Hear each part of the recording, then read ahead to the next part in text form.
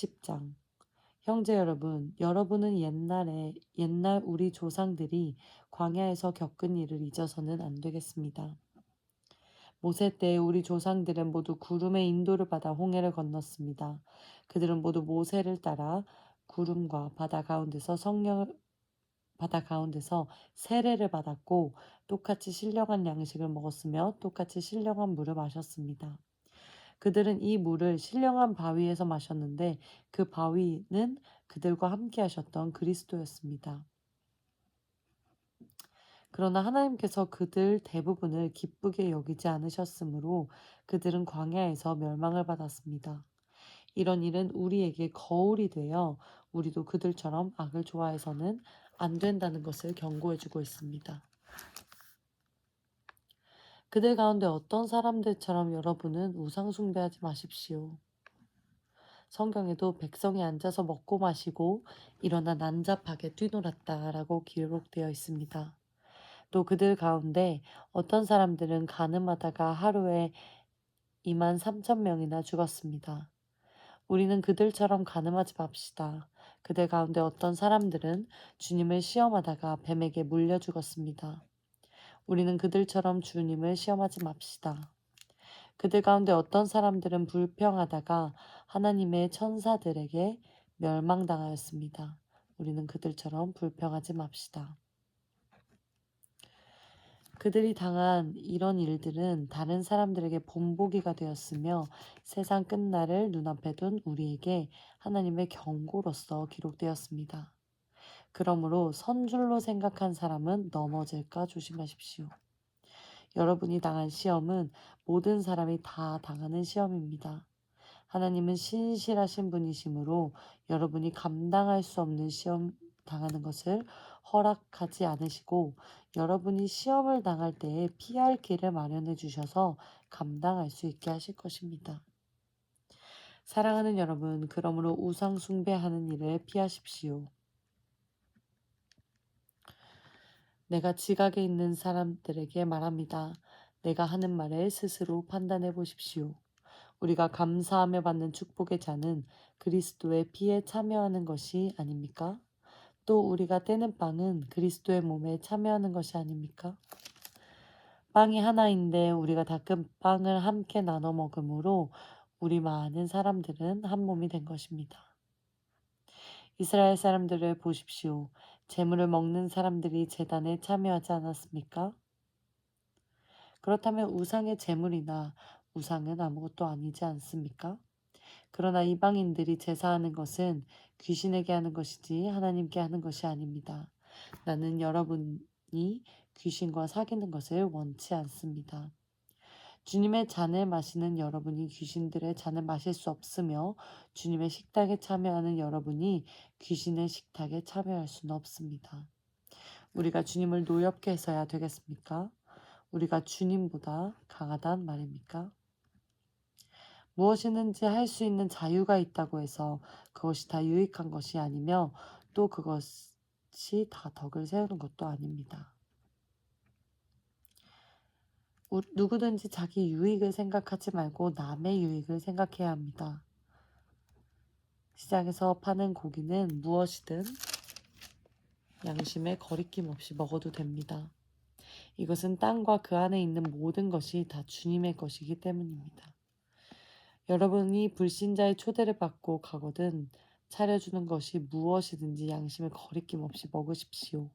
그러나 누가 여러분에게 그 음식이 우상에게 바쳤던 것이라고 하거든 말한 사람과 양심을 위해 먹지 마십시오. 내가 말하는 양심은 여러분의 양심이 아니라 다른 사람의 양심입니다. 내 자유가 남의 양심으로 판단을 받아야 할 이유가 무엇입니까? 감사하고 먹으면서 왜 내가 감사하는 그 음식 때문에 남의 비난을 받아야 합니까?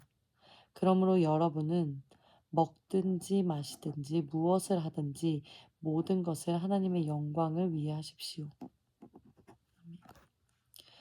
유대인에게나 이방인에게나 하나님의 교회에 여러분은 거치는 돌이 되지 마십시오. 여러분도 나처럼 매사에 모든 사람을 기쁘게 하도록 노력하십시오. 나는 내 자신의 유익을 생각하지 않고 많은 사람의 유익을 생각하여 그들이 구원을 얻도록 애쓰고 있습니다.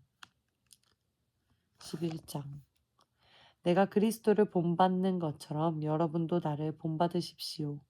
여러분이 모든 일에 나를 기억하고 내가 전해준 교훈을 그대로 잘 지키고 있으니 내가 여러분을 칭찬하지 않을 수 없습니다. 그러나 나는 여러분이 이것을 알기 바랍니다. 모든 남자의 머리는 그리스도이고 여자의 머리는 남자이며 그리스도의 머리는 하나님이십니다. 남자가 머리에 무엇을 쓰고 기도하거나 말씀을 전하면 그의 머리이신 그리스도를 욕되게 하는 것입니다. 또 여자가 머리에 아무것도 쓰지 않고 기도하거나 말씀을 전하면 그녀의 머리인 제 남편을 욕되게 하는 것입니다. 아무것도 쓰지 않은 여자의 머리는 민 것이나 다름없기 때문입니다. 여자가 머리에 아무것도 쓰지 않으려거든 머리를 깎아버리십시오. 만일 깎거나 미는 것이 여자에게 부끄러움이 된다면 머리에 무엇을 쓰십시오. 남자는 하나님의 모습과 영광을 지녔기 때문에 머리에 아무것도 쓸 필요가 없습니다. 그러나 여자는 남자의 영광입니다. 남자가 여자에게서 난 것이 아니라 여자가 남자에게서 났으며 남자가 여자를 위해 창조된 것이 아니라 여자가 남자를 위해 창조되었습니다. 그러므로 여자는 천사들 때문에 남자의 권세 아래 있다는 표로 머리에 수건을 써야 합니다. 그러나 주님 안에서는 남자 없이 여자가 있을 수 없고 여자 없이 남자도 있을 수 없습니다. 그것은 여자가 남자에게서 창조된 것과 같이 남자도 여자를 통하여 태어났기 때문입니다. 그리고 모든 것은 하나님에게서 왔습니다. 여자가 머리에 아무것도 쓰지 않고 하나님께 기도하는 것이 옳은 일인지 여러분은 스스로 판단해 보십시오. 만일 남자가 긴 머리를 하고 다니면 그것이 자기에게 수치가 된다는 것을 본성이 가르치지 않습니까? 그러나 여자의 긴 머리는 자기에게 자랑이 됩니다. 그것은 여자의 긴 머리가 쓰는 것을 대신하기 때문입니다. 비록 어떤 사람이 이 일에 대하여 문제를 삼는다 하여도 우리에게와 하나님의 교회에게는 여자가 머리에 아무것도 쓰지 않고 기도하거나 말씀을 전하는 그런 관습이 없습니다. 다음 지시사항에 대해서는 내가 여러분에게 칭찬할 것이 없습니다. 여러분의 모임이 유익이 되지 못하고 오히려 해가 되기 때문입니다. 우선 나는 여러분이 모이는 교회 안에 분열이 있다는 말을 듣고 있는데 어느 정도 그것이 사실임을 나는 믿습니다. 여러분 가운데 그런 당파가 있게 될 때에는 하나님의 인정을 받은 사람이 반드시 드러나기 마련입니다. 그러므로 여러분이 함께 모여서 먹는 그것은 진정한 성찬이라고 할 수 없습니다.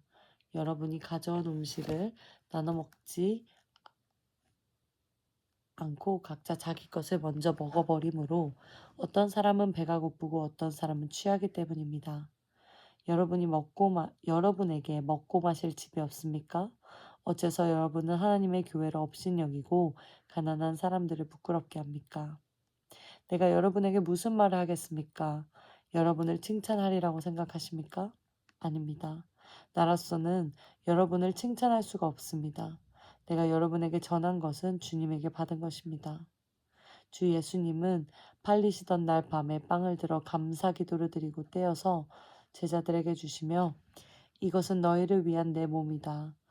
너희는 이것을 행하여 나를 기념하라 하시고 또 저녁을 잡수신 후에 마찬가지로 잔을 들고 이 잔은 내 피로 세우는 새 계약이다. 이것을 행하여 마실 때마다 나를 기념하라 하셨습니다. 여러분은 이 빵을 먹고 이 잔을 마실 때마다 주님의 죽으심을 그분이 오실 때까지 전하십시오. 그러므로 누구든지 함부로 주님의 빵을 먹고 잔을 마시면 그분의 몸과 피에 대하여 죄를 짓게 되는 것입니다. 따라서 여러분은 자신을 살핀 후에 그 빵을 먹고 그 잔을 마셔야 합니다. 주님의 몸을 분별하지 못하고 먹고 마시는 사람은 자기가 받을 심판을 스스로 불러들이는 것입니다. 그래서 여러분 가운데는 약한 사람과 병든 사람이 많고 이미 죽은 사람도 많이 있습니다. 우리가 성찬에 참여하기 전에 먼저 자신을 살피면 심판을 받지 않을 것입니다. 그러나 우리가 주님께 심판을 받는 것은 세상과 함께 유죄 판결을 받지 않기 위해 징계를 받는 것입니다.